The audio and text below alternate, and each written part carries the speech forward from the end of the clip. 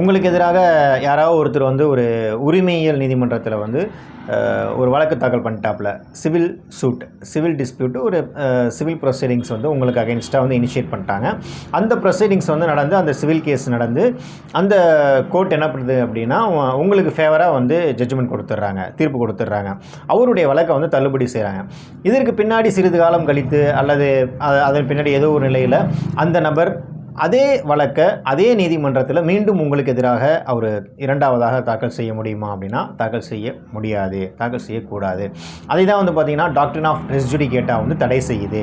உரிமை நடைமுறை சட்டம் பிரிவு 11 கீழாக அது தடை செய்யப்பட்ட ஒரு விஷயம். எந்த ஒரு வழக்குமே வந்து பார்த்திங்க அப்படின்னா ஒரு உரிய நீதிமன்றத்தால், அது வந்து காம்பிட்டன்ட் கோர்ட் அப்படின்னு சொல்லுவாங்க, உரிய நீதிமன்றத்தால் விசாரிக்கப்பட்டு அதே நபர்களுக்கு இடையே அதே தீர்க்கப்பட வேண்டிய கேள்விகளின் அடிப்படையில் அதே சப்ஜெக்ட் மேட்டரில் மீண்டும் இரண்டாவதாக விசாரிக்கக்கூடாது. ஏன் அப்படி விசாரித்தா என்னாகும்?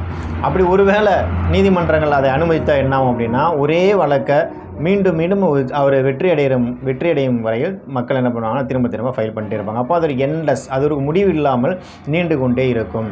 அது வந்து பாதிக்கப்பட்ட நபருக்கு வந்து பார்த்திங்கன்னா ஒரு அநீதி இழைக்கக்கூடிய ஒரு விஷயமாக மாறிடும். அது மட்டும் இல்லாமல் ஸ்டேட்டுக்கு, அரசுக்கு வந்து பொதுவாக நீதி வழங்க வேண்டிய ஒரு கடப்பாடு இருக்குது.